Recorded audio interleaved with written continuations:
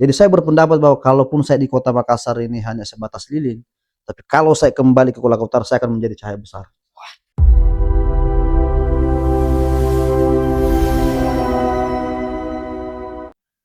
Kembali lagi bersama kami di podcast Sudut Pandang. Seperti biasa, kita menghadirkan narasumber yang dapat menginspirasi anak-anak muda khususnya.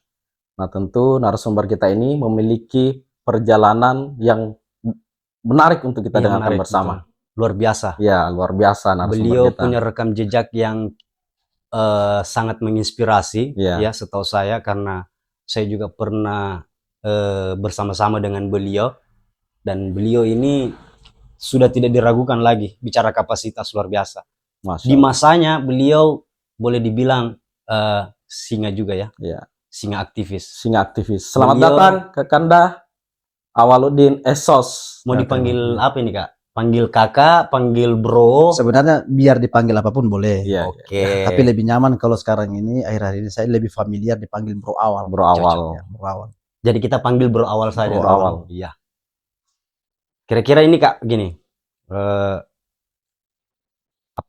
Di masa perjalanan dulu ya, waktu masih zaman-zaman mahasiswa dunia aktivis dulu, waktu berkiprah di Makassar, setahu saya. Nah, ini kan ada banyak ini kisah perjalanannya kita ini, sampai-sampai ya boleh dibilang mampulah bersaing di kalangan para aktivis yang ada di Kota Makassar, yang dikenal sebagai kota pergerakan juga ya, yang ada di Indonesia Timur. Kira-kira seperti apa itu Kak, memulai perjalanan karir di Kota Makassar? Sebenarnya prosesnya panjang. Ya. 2008 itu saya mulai menginjakkan kaki di Kota Makassar, memutuskan untuk menempuh pendidikan di universitas atau perguruan tinggi. Sebenarnya di awal perkuliahan saya tidak pernah terbesit untuk menjadi seorang aktivis jalanan. Saya ini anaknya yang betul-betul aktif, rajin ke kampus, pagi berangkat kampus, selesai kuliah, baru pulang. Berarti tidak ada memang arahan atau cita-cita untuk mau menjadi seorang aktivis pada waktu itu Tidak pernah ada benak bahwa akan nanti mau jadi aktivis, orator di jalanan, menjadi aktivis. Nah, dalam singkat cerita, dalam perjalanan itu, saya tiba-tiba berkenalan dengan salah satu senior. Senior ini yang sekarang ini sudah menjadi kepala desa. Kak Akbar itu kepala desa Wetombo. Jadi awal mulanya, jadi saya pada saat itu diajak bergabung di Himpunan Pemuda Pelajar Mahasiswa Indonesia Kolaka Utara, atau yang kita sekarang Hipermako. Wadahnya teman-teman mahasiswa yang berasal dari Kolaka Utara. Diajak masuk, kemudian diajak sama Kak Akbar untuk ikut-ikut kajian. Diajak kajian. Dari langkah-langkah seperti itu, kemudian saya tertarik untuk lebih jauh mengenal tentang dunia kemahasiswaan di kampus, di eksternal kampus. Dan tadinya saya mungkin hanya banyak aktif di internal kampus, saya tertarik, oh ternyata ada dinamika seperti ini di luar kampus. Saya belajar. Kemudian diajaklah sama Kak Akbar untuk masuk basic training di Himpunan Mahasiswa Islam. Jadi HMI. Saya masuklah di HMI. Pasca saya keluar jebolan basic training di HMI, saya lebih tertarik lagi. Semester berapa dulu itu Kak? Saya kurang lebih semester 5 ikut basic training. 2011. Kak Akbar yang support ini kemarin, sehingga kita ikut basic training di lembaga X kampus ini. Kak Akbar, saya ingat tuh. Makanya saya selalu bilang dalam inspirasi hidup saya bermahasiswa itu, salah satu guru saya itu di dunia pendidikan itu, di dunia kemahasiswaan saya itu adalah Kak Akbar, kepala desa itu. Dialah yang mengantarkan saya, menjadi jembatan kepada saya, sehingga saya tertarik untuk ikut dari kajian satu ke kajian yang satu. Jadi setiap malam itu saya habis sholat maghrib itu saya mencari di mana di tempat kajian ini, sampai kita pindah-pindah dari Antang sampai ke Sungai Peremang, pindah-pindah sampai pagi ya. Di perjalanan itu tiba-tiba ketika kita tinggal di asrama Hipermako, saya berkenalan lagi teman lama saya, kakak saya juga, Muhammad Nur Husain, atau yang dulu kita sapa Kakak Nuno. Kakak Nuno. Betul. Jadi singkat cerita. Jadi saya ketemu sama Kakak Nuno di kampus, di asrama Hipermako, karena dia memang pada saat itu sudah agak familiar namanya di dunia penerangan. Ya. Diajaklah saya, ayo ikut sama saya pergi demo-demo. Saya hanya ikut-ikut saja. Ya, satu generasi kayaknya Kak Akbar sama Kak Nuna ini. Kayaknya dia satu generasi, Satu angkatan generasi. 2006. Cuma kan kalau Tapi dia frame-nya ya, beda. beda frame kan. Ah. Setahu saya Kak Akbar dia kan orangnya bergerak di literasi dia. Dia Kak Akbar itu bergerak di literasi Kak Nuna ini dia jadi memang orang aktivis lapangan. jalanan. Ya. Pergerakan memang. Pergerakan. Aktif jalanan. Makanya saya bilang, saya ini kesempurnaannya Kak Akbar ini mengantarkan saya untuk pendalaman keilmuan. Kakak Nuna ini mengajak saya untuk menjadi seorang aktivis jalanan. Artinya teorinya saya pelajari, selesai teorinya saya pelajari, saya praktekkan di lapangan. Ya. Oh ternyata beginilah menjadi seorang aktivis. Jadi itu awalnya saya jadi ikut-ikut demo. Setelah saya ikut demo, ya saya tertarik untuk menjadi seorang demonstran dan aktivis. Lanjut lagi nih Kak, berawal. Ini terkait persoalan jejak perjalanan itu sampai jadi orator lapangan juga ya. Nah, setahu saya kan ada wadah yang apa namanya, yang menjadi tempat sehingga membesarkan berawal ini sebagai anak parlemen jalanan juga. Tentunya di kota Makassar ini ya sangat banyak orator-orator yang hebat sebenarnya. Tapi Anda mampu untuk bersaing di tengah-tengah persaingan ini. Jadi pada saat itu karena kita kan lagi di kota Makassar ini semua masing-masing punya gerbong. Iya betul. Gerbong pergerakan. Di situ kita ingat sekali ada gerbong Alaudin, Iya. ada gerbong Petarani, ada gerbong Hasanuddin. Iya. Nah pada saat itu kita berembut bagaimana ada satu wadah yang betul-betul di dalamnya itu mayoritas teman-teman Kolaka Utara. Yeah.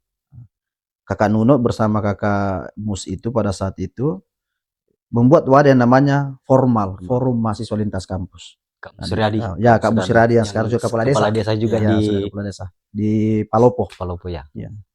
Itu awal mulanya kita bentuk formal. Formal ini yang dipakai untuk sehingga lahirlah formal. Ya, formal ini jadi wadah pemersatu teman-teman yang awalnya hanya Kolaka Utara kemudian terdiri dari Bima, ada dari Flores, NTT, Bulukumba. Karena kalau untuk formal itu tidak asing juga untuk saya Kak, karena pada waktu tahun sekitaran tahun 2016-2017 itu kan formal juga sempat ada di Kolaka Utara. Ya. Nah, namanya Kak Awal ini sudah sangat familiar kita dengarkan bahwa Kak Awal ini adalah orator yang hebat di Makassar. Nah, kebetulan yang bawa dulu di sini tuh ada Fahri, ada Gilang, dan kawan-kawan dulu. Nah, luar biasa itu. Luar biasa perjalanannya. Artinya formal ini setahu saya pada waktu masa itu sangat luar biasa di kota Makassar. Bahkan mungkin hampir dibilang tiap minggu selalu ada absen di playover. Begitu Kak toh? Memang kalau dulu kita itu ya pekerja kita demo memang. Iya. Kalau tidak demo perasaannya tidak enak perasaan kalau tidak demo lagi. Minimal dalam 1 minggu itu ya 2 kali 3 kali. Makanya saya sempat juga dengar cerita-cerita gosip mungkin dari beberapa teman-teman daerah lain merasa kayak gimana itu kayak iri lah tersaingi. Iya, merasa kayak tersaingi seperti itu. Ya, betul ya, seperti itu kira-kira. Ya namanya kan kalau kita dunia pergerakan sana biasa saling bersaing antara kelompok-kelompok. Karena di Makassar dulu senior-senior yang kuliah di Makassar dulu ini kayak ini orang-orang hebat semua. Nggak bisa dipungkiri. Iya. Nama-namanya itu cukup dikenal di daerah-daerah lain. Contoh kayak Kak Aceng. Kak Aceng. Iya betul. Kak Akbar itu dikenal di daerah lain. Cuma kita kalau di Makassar, Jais. Cuma kan kita kalau di Makassar ini kadang-kadang tidak kental isu kedaerahan kita. Putra Palopo. Kayak misalnya saya ini lebih dikenal sebagai Putra Palopo. Putra Palopo. Karena mungkin pada saat di kota Makassar ini ya mau tidak mau ada beradaptasi dan gerbong dan bendera yang harus kita bawa. Karena banyak konflik juga karena sehingga ya gitulah konflik pergerakan dan sebagainya, maka saya itu lebih akrab awal orang Palopo. Iya. Orang Palopo. Terus setahu saya juga ini Kak, di masa jaya-jayanya formal ini berawal ini kan pernah juga jadi sekjen di Hipermarko tadi, yang dimana Kak Akbar yang awalnya merekrut atau mengajak untuk bergabung di itu, Kak? Dulu saya jadi sekjen itu di masanya Kapat kalau saya tidak salah ya. Bukan. Sebelum Kapat. Saya bergabung di Hipermarko itu Iya, awal awal mulanya mula. itu pada saat Yang diajak sama Kak Akbar. Iya, diajak sama Kak Akbar mendekati musda ke pemilihan Kakak Faat. Kapan? Kafaat. Nah, Kakak Faat, bukan Kakak Faat kayaknya pada saat itu, Kakak Fidal. Oh, Oh, Kafidah. baru. Kakak Fidal berhadapan, saya lupa dia lawannya Kakak Fidal pada saat itu. Kak bukan. Opan. Tunggu dulu. Kalau tidak salah Kakak Faat berhadapan dengan Kak Aca. Ya, Ya, Kakak Faat dengan pertarungan Kak itu Aca, ya. pertarungan Kakak Faat sama Kak Aca. Di situ awal mulai saya bergabung di Hipermako. Nah, itu belum menjadi pengurus pada saat itu. Belum, masih saya pengurus komisariat, Oh. komisariat Lambai. Berarti sampai tahun berapa? Lama di. Lama kita tinggal kan di asrama lama. Lama. Ah, Wah, lama. terus menjabat jadi sekjen Sekjen Hipermako Hipermako, pada waktu itu ya, di masa kepemimpinan Pak- Acong. Acong. Ya, Acong. Imam Imam Aswar Aswar. atau Acong. Ya, betul. Ya, setelah kepengurusan Kak Abu di. Ya, Ya, selesai Abu, betul. masuk Acong sama saya kurang lebih 2 tahun. Berarti kita kembali ke Kolaka Utara itu tahun berapa, Kak? Saya dulu kembali ke Kuala Utara itu meninggalkan Makassar 2017 sebelum pilkada. Pilkada Pak Bobi Alimuddin dengan Pak Nur Rahman di periode pertamanya Pak Nur Rahman. 2017. Tapi waktu masa periode di Hipermako sebagai sekjen, kira-kira apa yang menarik pada waktu itu? Yang setelah menjabat, maksudnya masa jabatan itu, di masa jabatan sekjen itu. Artinya kan berawal ini kan aktivis jalanan ini yang dibesarkan tidak bisa dipungkiri dari formal ya, wadahnya dulu. Kemudian setelah naik momentum di Organda juga, beliau kan pasti meninggalkan formal sementara waktu, fokusnya ke Hipermako. Kenapa enggak berpikir maju juga jadi 01 dulu, Kak? Sebenarnya ini saya dulu cita-cita jadi ketua Hipermako, tapi ya banyak senior yang tidak merestui. Sehingga di perjalanan ya tidak ada ruang untuk berkompetisi di level lebih tinggi menjadi ketua, ya mau tidak mau pilihan terakhir menjadi seorang sekjen. Tapi sekjen rasa ketua. Ya, saya pikir jabatan itu formalitas, tapi aktualisasi yang penting sebenarnya. Tidak mesti kita jadi ketua. Karena setahu saya pada masa itu kan kebetulan saya juga salah satu pengurus juga di masanya beliau. Saya di komisariat juga, jadi ya sedikit tahulah bagaimana kisah itu. Dan tidak bisa dipungkiri juga bahwa beliau ini sebagai aktivis parlemen jalanan di Kota Makassar yang berkiprah, tentunya ketika balik ke daerah pasti lebih sangat lagi. Nah, kira-kira bagaimana pada saat momentum itu setelah berkiprah di Makassar kemudian balik ke daerah lagi? Pasti ada efek-efek ini. Kebiasaan waktu di Makassar kemudian kembali di Kolaka Utara ini masih terus dilakukan atau sudah ada efek negatif mungkin terkait persoalan pemerintahan pada waktu itu juga. Kita kan memang dulu konsentrasinya menjadi otokritik kepada pemerintah. Ya, menjadi seorang aktivis memang ini ya di tengah-tengah masyarakat pro dan kontra. Dan kita pun mengalami bahwa menjadi seorang aktivis itu memang untuk menjadi idealis murni itu susah. Itu normatif itu. Betul. Namun pada saat kenapa saya memilih saya harus menjadi aktivis di Makassar? Makassar ini kan kota sentrum pergerakan besar. Kalau saya melihat Kolaka Utara itu seperti saya melihat lilin. Jadi saya berpendapat bahwa kalaupun saya di kota Makassar ini hanya sebatas lilin, tapi kalau saya kembali ke Kolaka Utara saya akan menjadi cahaya besar. Wah, kayak jadi itu pandangan saya. Cahaya besar. Senter terang masanya. Jadi senter terang itu bukan masa sekarang. Apa? Lagi deh. Begitu pendapat saya dulu. Ya betul. Lanjut. Makanya saya sampaikan ke teman-teman bahwa walaupun kau mungkin tidak terlalu hebat di kota Makassar, tapi pasti ketika kau kembali ke daerah, kalau di Makassar itu kau hanya menjadi lilin, pasti kau akan menjadi cahaya terang di daerah. Memang terasa sekali auranya, Kak, waktu beda sekali. Beda sekali. Karena suka tidak suka level pendidikan yang kita terima, gemblengan dari senior, dari kajian dan lain sebagainya jauh berbeda ketika kita di kota Makassar dengan stay di Kabupaten Kolaka Utara. Itu saya rasakan jauh. Dan pasti kualitasnya beda ketika diperhadapkan. Tapi bagaimana proses pada waktu itu berawal yang katanya ikut kajian dari tempat ini ke tempat ini, memang prosesnya rumit. Maksudnya proses kajiannya, belajarnya ini sebagai mahasiswa pasti karena kan dulu Bagaimana cara tak membagi Iya. waktu tak pada saat itu, Kak? mana Jadi- kuliah juga, tak? Kan kita awalnya ini Hmm. mahasiswa yang biasa-biasa saja, yang Ya. pada umumnya Ya. datang di kampus, belajar, kuliah. Ya, karena- Tiba-tiba diperhadapkan dengan kebiasaan baru Ya. yang mencari pengetahuan di luar. Itu bagaimana cara tak Ya, bagi waktu Artinya itu? sedikit melenceng nih dari teori-teori kampus ini. Ya, betul Iya, kan. Sebenarnya kan idealnya orang kuliah itu 3 tahun 6 bulan.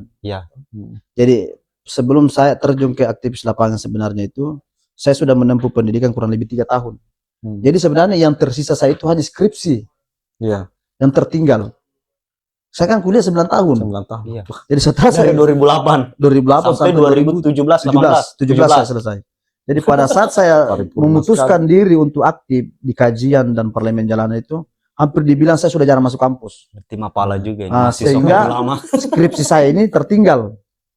Pengurusannya lama Iya. untuk selesai. Seperti itu. Jadi saya aktif, saya lupa itu saya lupa untuk masuk kuliah dan lain sebagainya. Akhirnya fokus. Untuk enaknya saya dulu, karena saya dulu pada saat kuliah itu kan ketua tingkat. Oh, Jadi di iya. proses perkuliahan saya itu nilai saya bagus-bagus semua. Iya, iya, iya. Jadi sisa tertinggal skripsi saya untuk diselesaikan pada saat di akhir. Hmm. Nah, lanjut tadi itu, Kak. Setelah kan kita kembali dari Makassar ke Kolaka Utara itu pada tahun 2017. Nah, apakah pada saat keberadaan Kak di Kolaka Utara ini kita terjun langsung di dunia-dunia praktis atau mungkin kebiasaan-kebiasaan tak di Makassar itu masih juga dilakukan di Kolaka Utara atau seperti apa, Kak? Prosesnya di Kolaka Ya. Utara ini, Pada saat pulang ini sebenarnya lebih dominan kita terlibat ke politik praktis. politik praktis. Jadi momennya pada saat saya pulang itu ternyata ada momen besar, hajatan besar. Itu pada saat itu ada pilkada. Iya. Seingat Saya saya dengar-dengar beliau Nah, pulang ke Kolaka Utara dengan momentum pilkada itu katanya dipanggil. ya, jadi kebetulan pada saat Dengar-dengar itu begitu. saya Betul atau tidak? Iya betul.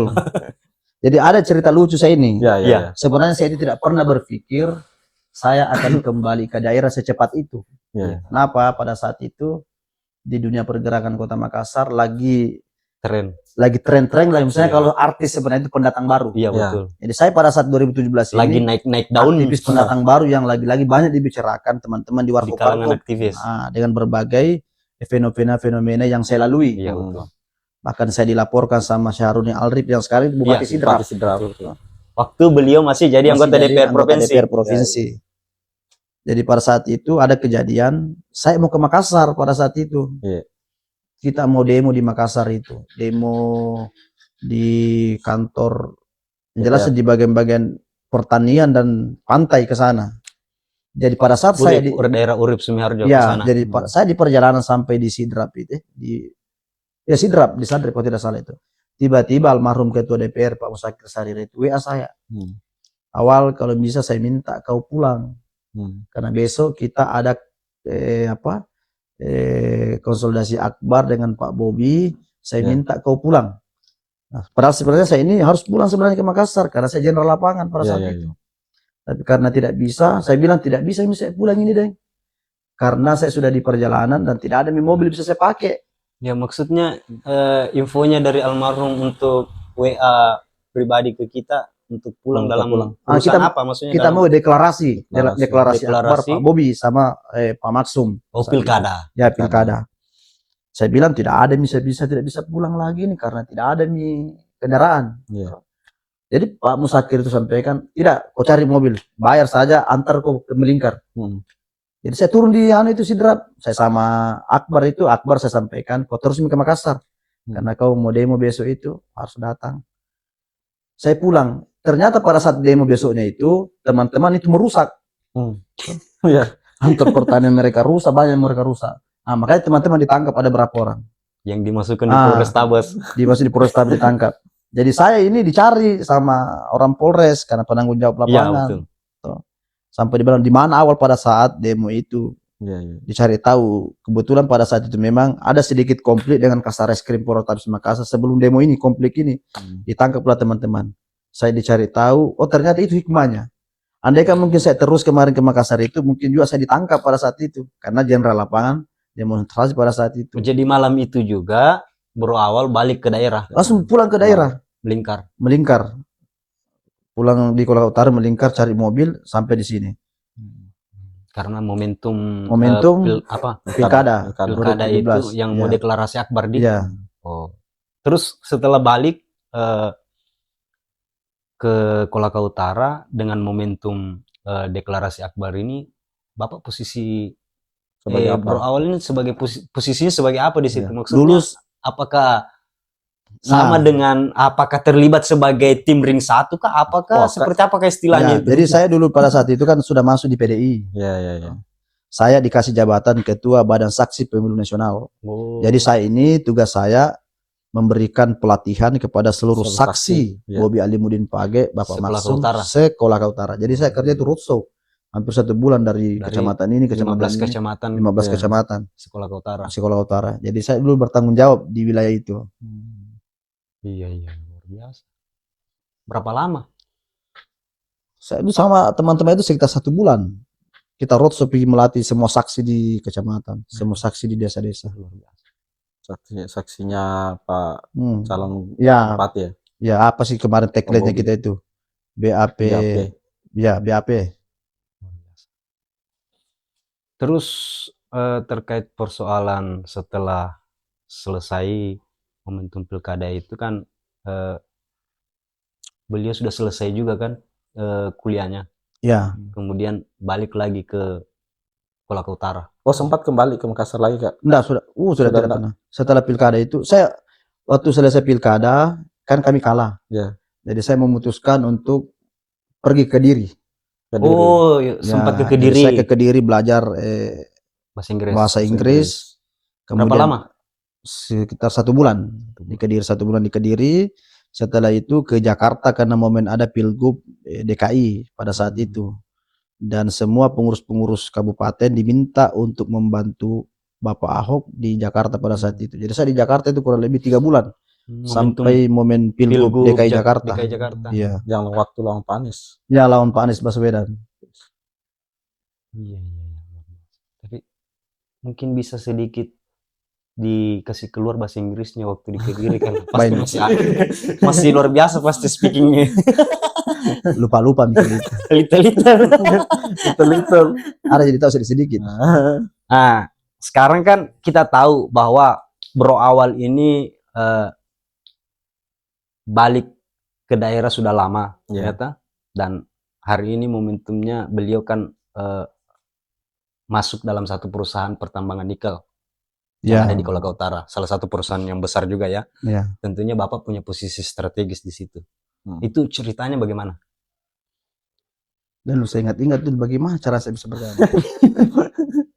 Artinya kan posisi sebagai ini ya, saya kan tidak mungkin serta-merta langsung masuk begitu saja. Apakah melalui proses yang pasti ada kriteria atau ada juga dianggap layak atau tidak layak. Jadi saya pada saat itu ditelepon sama salah satu senior. Kakak Opang. Iya. Jadi kakak Opang ini juga punya jasa besar terhadap karir saya di pertambangan. Jadi kakak Opang ini menelpon saya, ada yang mau ketemu. Saya bilang, boleh pertemuannya senior. di Kolaka Utara. Ya, ketemunya Kolaka Utara. Jadi saya diajak makan malam bersama Kak Opang, kami ketemu berbincang, diskusi, kemudian ditawarilah saya untuk ikut membantu dan belajar meninggalkan dunia-dunia yang selama ini saya geluti. Artinya dari dunia aktivis parlemen jalanan ini masuk ke dunia yang lebih realistis. Saya pikir ini ada peluang. Jadi penawaran itu langsung di posisi yang sekarang sebagai humas. Jadi saya pada saat itu ditawar jadi humas, kemudian saya bergabung. Awalnya sebenarnya perusahaannya di Batu Putih, PT Raidili Pratama. Kalau Ryota ini kan belakangan baru jalan. Di Raidili selama 2 tahun karena COVID, jadi perusahaannya berhenti beraktivitas. Oh, jadi tidak langsung ke Ryotanya ke PT Raidilinya dulu, baru ke Ryota. Iya, tidak. Jadi memang ada pengalaman sudah di situ. Artinya kita sudah punya. Ryota ini sebelum ada saya sudah punya hubungan emosional kepada pimpinannya jauh sebelum. Ya, karena kan Raidili ini anak bagian dari PT Ryota, satu manajemen. Tapi kan kita tahu bahwa posisi sebagai humas di salah satu perusahaan, apalagi ini perusahaan tambang kan tentu banyak dinamika. Bersentuhannya kan ke masyarakat. Ada yang begini, ada yang begitu pasti. Kira-kira apa yang paling sulit, paling susah yang Anda hadapi di situ selama jadi humas ini? Sudah berapa lama? Berapa tahun? Saya di Riota ini memasuki tahun ke-6. Tahun kenapa? Luar biasa. Kurang lebih 5 tahun lah. Sudah Satu periode kalau bupati. manis ini barang. Sudah satu periode nih kesannya jadi bupati, anggota dewan ini. Anggota dewan. Kalau dibilang suka manisnya kan pasti semua pekerjaan punya suka dan duka. Yang memang kadang kita dilema itu untuk meletakkan kepentingan perusahaan dan kadang-kadang kita harus diperhadapkan dengan kepentingan sahabat dan keluarga. Betul. Nah, makanya di saat kita diperhadapkan hal-hal seperti itu, kadang integritas kita diuji. Apakah kita ingin menempatkan diri kita bertanggung jawab profesional bekerja terhadap kepentingan perusahaan, atau kadang kita harus mengkhianati perusahaan untuk kepentingan sahabat dan kepentingan keluarga. Tapi alhamdulillah mungkin selama saya bekerja, ya, tentu tidak semua masyarakat, sahabat dan keluarga simpati terhadap saya. Mungkin ada juga yang tidak suka lah. Ya, sudah pasti ada pro dan kontra. Tapi ya, tidak ada pilihan lain bahwa sebagai karyawan, sebagai humas di perusahaan yang sebenarnya menjadi jembatan terhadap masyarakat, saya menjalankan tupoksi saya sebagaimana mestinya. Dan tanggung jawab saya bagaimana menjaga keberlangsungan berjalannya perusahaan ini. Seperti itu. Ya, karena saya secara pribadi Kak, ini kan kapasitas tak sebagai humas ini sebagai apa namanya? Yang berperan sebagai jembatan komunikasi dari perusahaan dan ke masyarakat, bahkan ke pemerintah. Nah, ini jabatan bukan juga jabatan yang sangat gampang ini sangat artinya rawan konflik butuh kemampuan untuk berkomunikasi karena ini kan dia posisinya di tengah. Iya, betul. Nah, orang yang berada di posisi humas itu tentu dia harus memiliki pengalaman dan juga kemampuan berkomunikasi. Ya, boleh dibilang posisi ini posisi ujung tombak juga. Saya secara pribadi kan bagian daripada dekat dari aktivitas pertambangan yang ditempati Kak Awal. Saya merasakan betul bagaimana perannya Kak Awal di tempat saya. Beliau ini mampu menyambungkan kepentingan masyarakat dengan kepentingan perusahaan. Nah, itu yang saya kira sangat baik kalau menurut saya. Luar biasa. Tapi saya dengar-dengar ini katanya, menurut gosip, entah benar atau tidak, ada rencana atau planning untuk legislatif 2031 ini. Kalau rencananya jadi di 2031, tidak jadi di 2029, kira-kira gimana? Saya itu sudah dari kemarin, bismillah saya sudah merenung. Saya sudah memikirkan matang-matang bahwa memang passion saya di situ sebenarnya. Bahwa sebenarnya pekerjaan anggota DPR dan humas ini tidak jauh beda. Kurang lebih sama. Hanya sama mengurus orang. Ya, hanya di tempat yang berbeda, sama-sama menjadi jembatan. Dan lingkupnya lebih luas kalau DPR. Hanya mungkin satu di birokrasi pemerintahan, satu di birokrasi swasta. Tapi sebenarnya pada prinsipnya sama, menyambungkan komunikasi.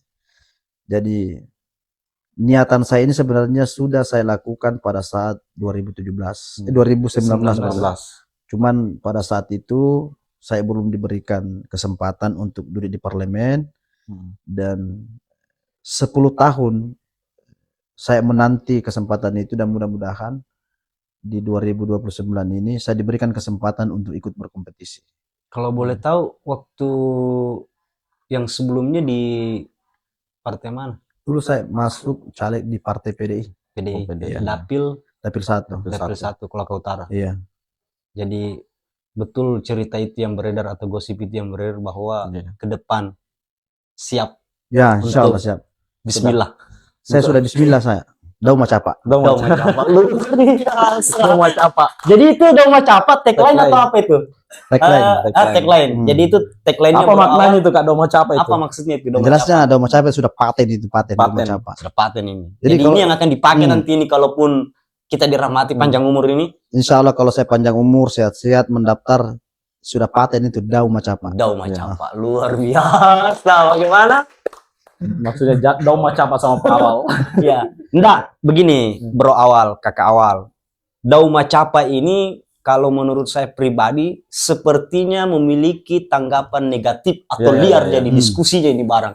Karena Dauma Capa ini ya boleh dibilang bahasa yang sangat sensitif. Kayak Bagaimana? sombong Hah? gitu. Sensitif.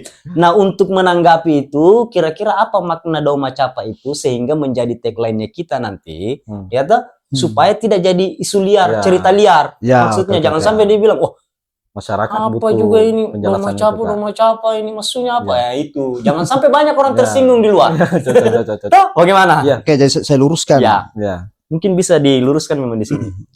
Kenapa saya memilih tagline Dauma Capa ini? Yang pertama itu dia familiar di telinga.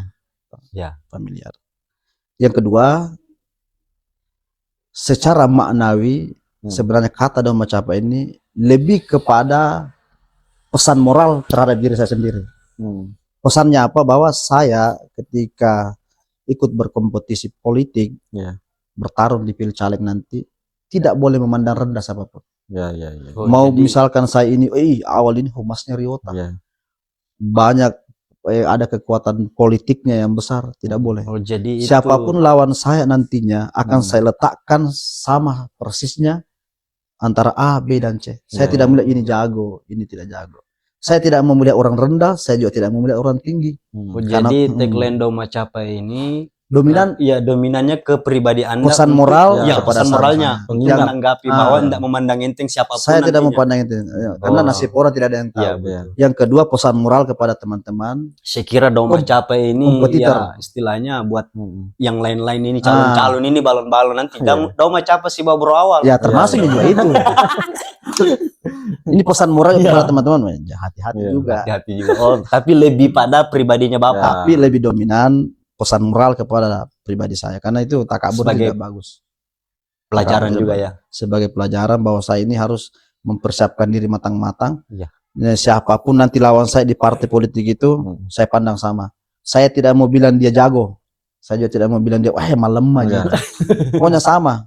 Kalau saya bilang dia jago, nanti saya lemah. Iya, betul. Kalau saya bilang lemah, terkesan kita takabur, kadang-kadang itu yang menjatuhkan kita. Ya, karena setahu kita kan politik itu kan ya sangat ini luar Gampang-gampang biasa, susah. gampang-gampang susah. Maksudnya jangan sampai kita memandang remeh orang, ternyata itu yang lebih hebat daripada kita. Mungkin seperti itu Ya, kan. betul. Terus gini, kalaupun dirahmati nantinya, semoga dirahmati ya, bro awal, kakak awal, jadi anggota DPR, tentu ada hal yang lain, karena rekam jejak ini sebagai humas di salah satu perusahaan, ya, dirahmati nantinya ke depan jadi anggota DPR, tentu ini akan berlawanan sebagai humas dulunya sebagai anggota DPR. Ya. Ya tak? Tentu aspirasi masyarakat yang mungkin anggaplah kalau saya tidak salah informasi baru-baru ini yang viral juga ya, terkait persoalan Video yang video viral terkait ya. persoalan lahan ya, yang kemudian diakui dan pihak perusahaan sudah menggarap. Kira-kira bagaimana menanggapi persoalan kasus seperti ini? Kalau dia di posisinya Karena sudah mungkin di DPR. Betul. Kalau posisi kita sudah di DPR. parlemen, di DPR nantinya. Apalagi kalau posisi jadi ketua DPR. Wah, ini yang lebih luar biasa ini. Oke, jadi sekarang kita bahas sedikit masalah video perampasan yang beredar ini. Ya, yang beredar. Jadi saya ingin menyampaikan kepada teman-teman, rekan sekalian, sebagai orang internal Riota Perusahaan yang sangat memahami betul apa yang terjadi dalam. Ada pesan yang berulang-ulang kali disampaikan pimpinan saya, bahwa awal jangan pernah mengambil apa yang menjadi hak orang lain. Jangan pernah menzolimi masyarakat. Itu pesan saya. Jadi kalau ada yang mengatakan kami melakukan perampasan, saya pikir setiap orang bebas berpendapat. ya, betul. Jangan langsung ditelan mentah-mentah. Bebas berpendapat. Namun yang sebagai negara hukum, opini, narasi yang kita bangun itu harus mampu dibuktikan dan secara hukum dan dipertanggungjawabkan. Kami tidak pernah melakukan penyerobotan. Semua ada mekanisme yang diatur undang-undang, semua sudah kami lalui. Seperti itu. Terlepas dari itu, keterkaitannya dengan apabila mungkin Allah merahmati saya menjadi anggota DPR, dengan histori saya punya kedekatan dengan Ryota, saya pikir no problem di situ. Tidak masalahnya di mana selama saya menjadi humas tidak pernah saya meminta tolong ke birokrasi untuk membenarkan hal yang salah. Bisa dicatat, bisa dicari tahu. Oke. Catat satu poin. Bos saya itu, pimpinan saya itu tidak pernah memerintahkan kepada saya untuk membenarkan yang salah. Bahkan apa yang disampaikan awal, kita minta siapapun memberikan kritik kepada kita. Selama kritiknya ini sifatnya konstruktif dan membangun. Dari sektor apapun. Karena kami di Ryota ini, kalau misalkan ada hal-hal yang kurang berkenaan dan tidak sesuai dengan koridor hukum, tentu kami akan berupaya untuk memperbaikinya. Karena tahapnya kita ke sana. Walaupun memang mungkin secara universal kita belum mampu bersaing atau secara utuh 100% menjalankan hal-hal yang keinginan masyarakat. Memuaskan semua orang. Tidak mungkin. Sehingga ketika saya menjadi anggota DPR, tentu tidak mungkin juga saya melepaskan hubungan saya terhadap pimpinan-pimpinan PT Ryota. Saya kira kalau dia menjadi anggota DPR, justru itu akan menjadi nilai plus. Karena dia sudah punya relasi hubungan emosional dengan salah satu pimpinan perusahaan. Ya, betul. Saya pikir kalau misalkan ada masyarakat yang datang menyampaikan aspirasi dan itu berkenaan dengan PT Ryota Jaya Lestari, saya pikir saya lebih mudah untuk menyambungkan komunikasi. Tapi satu hal yang dicatat, bahwa ketika aspirasi itu nilainya tidak benar, tentu tidak mungkin saya memperjuangkan hal yang tidak benar. Tapi kalau substansinya itu benar, dan saya percaya betul, karena saya di orang humas, pada saat itu saya pernah jadi humas, apa yang dituntut itu akan direalisasikan oleh perusahaan. Selama itu benar. Ya, selama itu benar. Kan bisa kita cross check sendiri toh. Dari sekian banyak perusahaan yang beroperasi di Kabupaten Kolaka Utara, saya tidak ingin mengatakan kami yang terbaik. Silakan mata kita melihat, telinga kita mendengar, kita bisa menganalisa kesemuanya itu. Siapa yang banyak memberikan kontribusi terhadap daerah. Termasuk kami putra-putra daerah yang ada di dalam berupaya bagaimana perusahaan ini termasuk lapangan pekerjaan. Kami selalu sampaikan kepada manajemen bagaimana ada hak prioritas kepada putra-putra daerah kita, program pemberdayaan masyarakat yang kita alokasikan ke beberapa desa dan lain sebagainya. Seperti itu. Jadi tidak ada penghalang bagi saya yang harus menjadikan orang negatif thinking terhadap saya. Kalau dia sudah jadi anggota DPR, pasti dia tidak bisa perjuangkan kita ketika ada persoalan kita tidak. Jadi itu narasi yang keliru. Saya pikir bahkan saya bisa menjadi jembatan yang pintas kepada perusahaan. Lebih mantap lagi. Kalau saya sudah jadi anggota DPR itu sudah saya bilang, bos ada masalahnya masyarakat bisa kita bicarakan dengan baik kan begitu toh? Catat itu baik-baik, luar biasa. Apalagi kalau orang yang dipersiapkan nanti untuk gantikan posisinya beliau di dalam setelah menjadi anggota DPR adalah adik-adiknya kan? Ya pastilah. Otomatis pasti lebih mantap lagi tuh. Lebih angkul lagi, lebih dekatnya. Komunikasinya lebih intens lagi, lebih bagus lagi. Luar biasa. Cocok. Mungkin cukup sekian ya. Mungkin ada pesan terakhir dari Bro Awal untuk ini buat teman-teman atau adik-adik ya yang sedikit bisa menginspirasi juga. Terutama adik-adik, kasihan juga ini yang baru mencoba untuk mau juga menghadirkan hal baru untuk kayak kami nih Kak, kita ini mencoba untuk menghadirkan terutama saya juga secara pribadi jujur saya juga terinspirasi, sangat termotivasi karena saya tahu perjuangan beliau ya, saya pernah mengikuti ya, saya juga apa istilahnya itu banyak belajar lah, termotivasi banget istilahnya, ibaratnya kayak jadi mentor juga sebenarnya. Kalau saya pesan, saya ini dulu lahir dari keluarga sederhana. Bahkan pada saat mau kuliah di Indah itu, di semester 3 itu orang tua sudah tidak bisa membiayai saya pada saat itu. Jadi untuk melanjutkan pendidikan saya pada saat itu, saya harus mencari uang sendiri. Saya kadang melatih pramuka di rumah tahan, di lapas-lapas itu, latih-latih mau pramuka, karena saya ini kan basic pramuka, Iya. latih gerak jalan orang di lapas supaya kita digaji. Kemudian saya setiap maghrib itu pergi mengajar bimbel anak-anak orang-orang kaya Iya. itu dikasih begitu. Bagaimana saya mencari uang harus membayar SPP, karena sejak semester 3 itu saya sudah tidak bayar orang tua, saya mandiri. Kemudian bergabung di Hipermaku, menjadi seorang aktivis mandiri. Pesan saya itu satu, Ji. Iya. Bahwa kita percaya. Kita boleh mungkin hari ini berat, rasanya susah dan lain sebagainya, tapi percaya kalau kita berusaha, kita punya itikat, pasti kita capai apa yang kita inginkan. Karena tidak ada itu perjuangan yang tiba-tiba instan. Ada prinsipnya orang biasa, pepatahnya orang bersakit-sakit dahulu, berakit-rakit kemudian. Yang kedua, tentu yang paling penting itu bukan hanya kecerdasan, tapi integritas. Kalau integritas tak baik, pasti banyak orang yang mau pakai. Saya saja mungkin kalau integritas saya tidak baik, mungkin setahun 2 tahun dipecat di Riota. Tapi bagaimana menjaga integritas supaya orang percaya? Itu yang saya sampaikan sama adinda-adinda semua. Yang kedua, saling menjaga. Saling menjaga. Tidak mungkin semua orang merangkak bersamaan di tempat yang sempit. Kalau ada ruang yang sempit, kemudian ada kakak-kakak kita di atas, yang pertama belajar dari apa yang sudah dilakukan. Jangan mau menjatuhkan lagi ada yang di dalam. Mungkin ada senior kita yang sudah meraih sukses di tempat yang satu. Kita belajar bagaimana suatu hari nanti ketika integritas kita bagus, pasti juga orang-orang tertarik untuk merekrut kita menjadi orangnya, pekerjaannya. Masya Allah. Luar biasa sekali.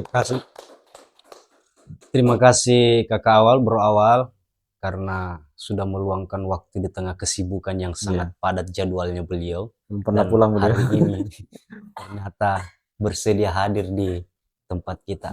Satu kesyukuran dan alhamdulillah.